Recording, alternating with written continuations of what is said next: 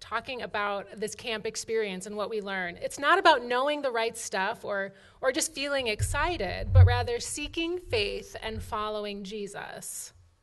These are some of those lasting outcomes of that camp experience.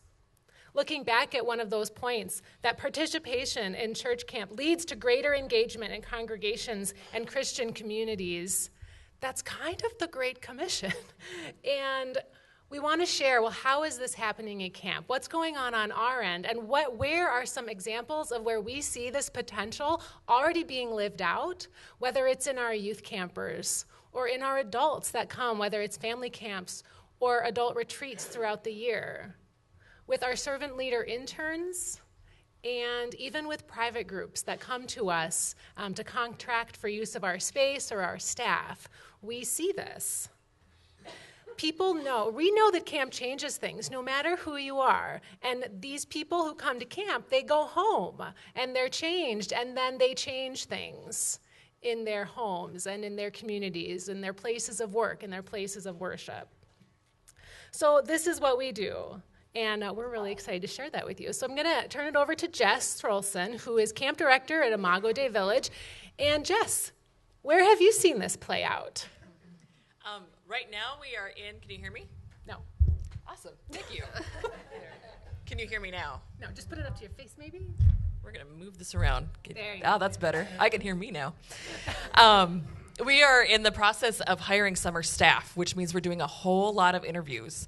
And something we started 2 or 3 years ago was the LIT program, which is Leaders in Training. It's a 2-week program for high school kids. They get to come for 1 week, and we talk about what it means to be a leader and what it means to be a leader in camp and in your congregations. And they get to do some service projects along with that to learn that being a leader doesn't always mean being in front of people. Sometimes it means just doing the work as part of it too. And their second week, they are partnered with one of our cabin leaders. And so they get to actually be a co-cabin leader for that second week, and it's really cool. We are now to the point where a lot of those campers are finally to the age where we can hire them. So we're getting to interview them, and it's been really, really cool to hear their experiences. One of the key things that keeps popping up and that they're all saying is that camp is where faith went from something that they talked about and they thought about to something that they lived. Big change there. It went from a head knowledge to heart knowledge. They don't just think about this every once in a while. They live it in their everyday lives. They talk about camp as, actually, Ashley is here. Yeah. And Ashley, you're not 18, right? Oh, okay. But she's going to be, and she's going to be an amazing camp leader, and I can't wait.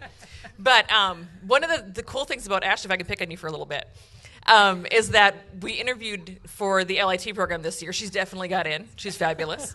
But she insisted on coming out to camp. And I told her repeatedly, you don't have to. I'll come to Green Bay to do this interview with you. It's going to be quick. And she said, no, I need to come to camp. I need to be there.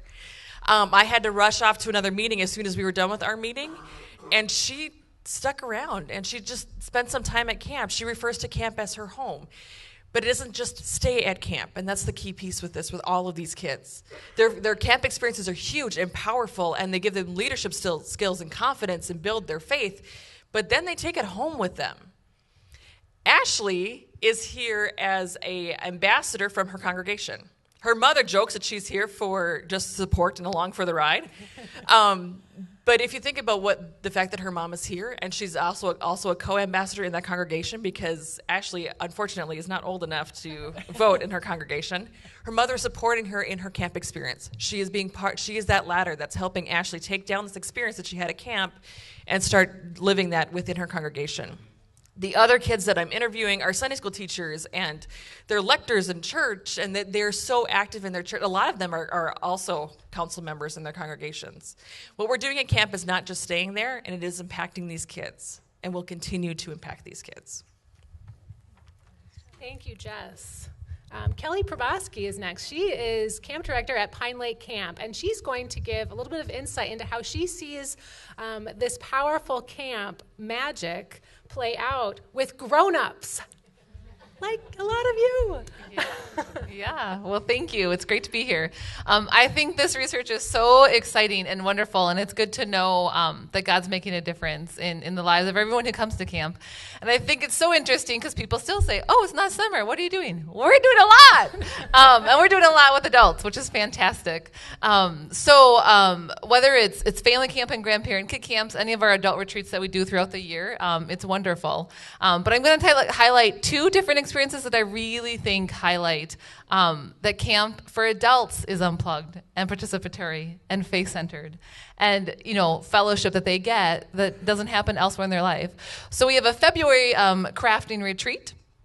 And over the past 3 years, it's become this mix of young moms who come and do all these crafts and older women who have been coming for years and they do their quilting and things. And what's beautiful is how they support each other. And it's these older women who are mentoring these young moms. And in Bible study last Saturday, and one mom is stressed out and talking about the demands of life, and older mom, grandma now, stays and sat by the fire for another half hour talking to her about, mothering is hard. That's okay. I'll pray for you. And how do we get through that?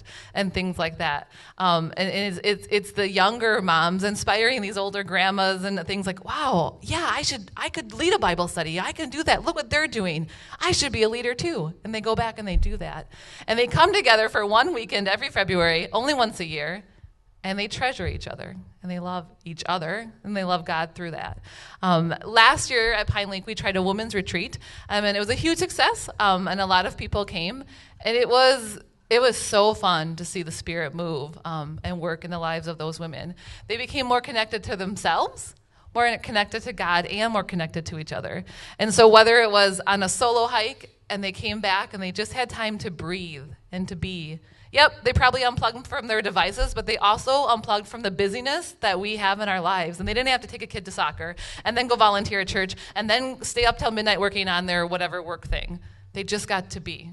And they got to play games, and they got to paint, and all of a sudden they connected to this inner child, and they had fun, and they loved camp. One of the really cool things is one of the women who was on that called us in the fall and said, I want to do a retreat like that for my own congregation. Can I do that? And we said, yes. And so she came in, she had her own ideas and did a book study and things like that to help keep some of the faith elements in, and then asked us as staff, can you lead Tai Chi? Can you do this? Oh, yes, we'll do all the meals and dishes. You don't do that. And they came, and then her congregation of women loved this experience, and they started brainstorming other ideas of both what they could do at their church and how they could create these communities of fellowship, communities to deepen faith, a Bible study that during Lent could have real deep conversations and use some of the tools that they learned that weekend at camp.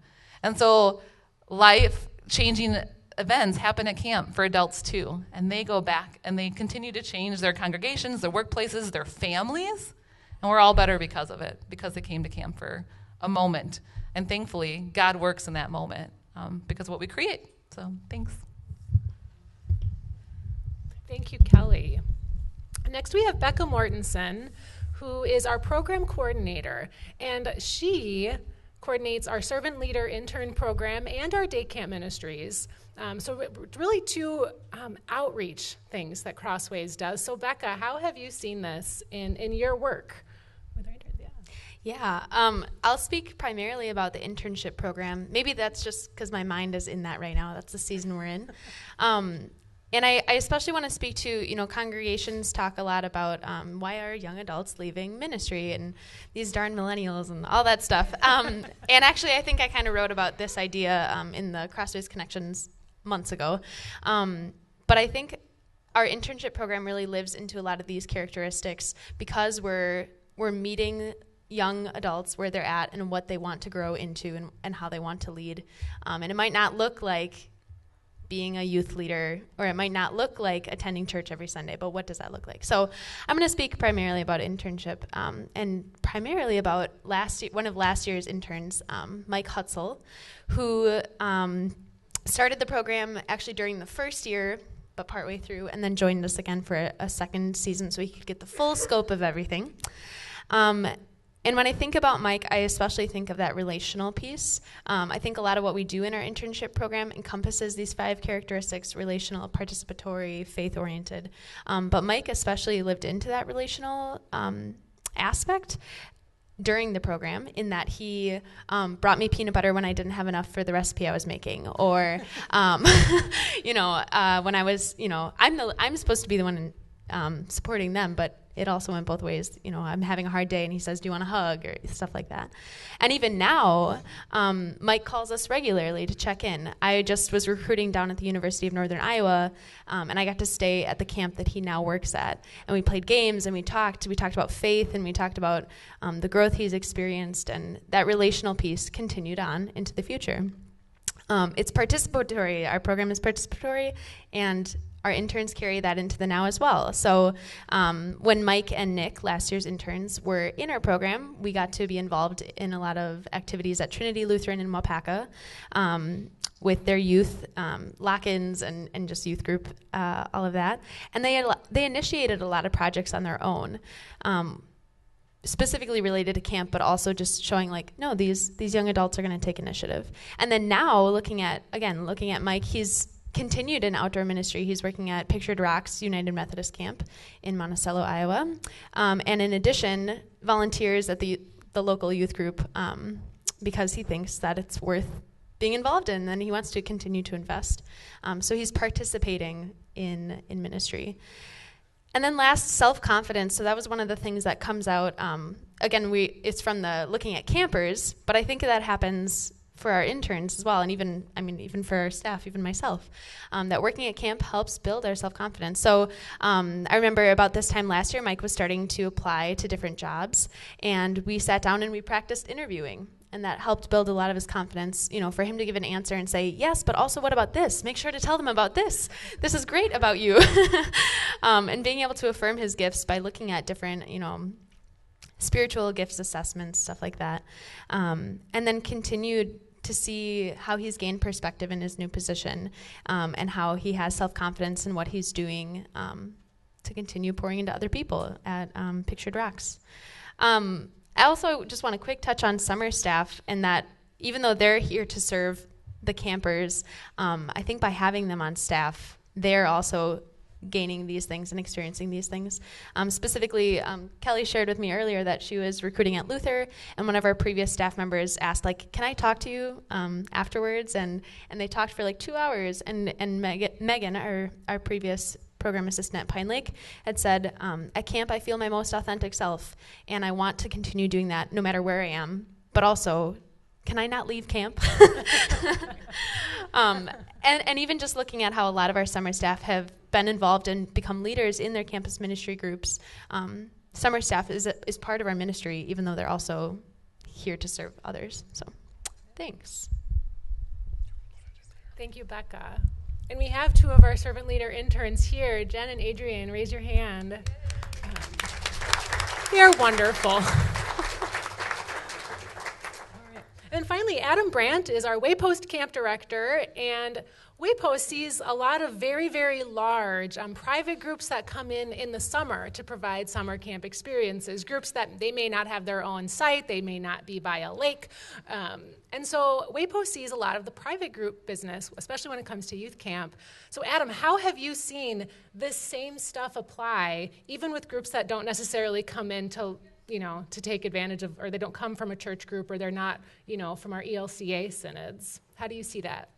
Yeah, so it feels like it should be a big change and a big adjustment for us, that maybe we wouldn't be seeing these same sorts of results, but we really are. Actually, I would say some of our private groups that come, especially in the summer months, probably have some of the most or some of the largest examples that really stand out to me of significant changes that Jake had mentioned that you can see come out at camp. So one perfect example, a new program that came to us this past summer called the SOAR Camp. It's a really unique program geared for gifted and talented youth, mainly middle school age youth, and they came to us, and it's just a little bit more about it. It's a really awesome opportunity for Crossways and Waypost to be able to host this group, because it's, to our knowledge, pretty much a one-of-a-kind, at least in the upper Midwest. It's the only residential camp program for gifted and talented youth that takes place off-site from a university. It's much more cost-effective, and this is an opportunity that most of these youth would never get. And they come to us, and some of the stories, all we're really providing is the staffing for them. They brought in a lot of their own programming. Some of the opportunities and experience that came out of this, we had stories coming back about campers, and not just one, but multiple campers from that program whose parents said that they came home with stories of having friends. And for most of those campers, that was the first time in their life. These are campers, 12, 13, 14 years old, that it was the first time in their life they said they ever had a friend or a group of friends. I mean, talk about significant. That's huge. To be able to say that they had friends in a place where they felt like they had friends, and to continue branching out and talking to people was just a huge thing. Probably the story I like even better than that, we had a parent get back to us with a story where a young man was talking all about camp when they picked him up. And while he was talking about camp and his camp experience, the day his parents picked him up was the first time this young man's father saw him smile in almost 10 years. You're talking a 13-year-old boy. His family had not seen him smile in 10 years. But camp, and that camp experience brought that out for him. If that's not a significant change, I don't know what is. Just a little bit more on SOAR. That particular program is one where they don't have a faith focus when they come to us. But that doesn't stop that faith formation and that spirituality and that growth from happening. We had, doing a final assessment of the week, or when the campers were giving an evaluation, without any prompts or anything, 70% of those campers still made some reference to faith formation and faith growth throughout that single week of camp, which, especially considering that wasn't a focus that week, is just huge. It really speaks volumes about what the staff is doing and just what that camp atmosphere can do for people. Thank you so much, Adam. It's almost like the Holy Spirit does things despite us. Thank you so much. The Crossways is, it's been a part of my life since I was a little pipsqueak 18-year-old summer staffer. I'm here now. It's changed my life, life change, massive life change, and I know I'm not the only one. So thank you for helping to make that happen and to keep that going. I think Pastor Tim Malik said in the video, it's a legacy. We have a legacy ministry here.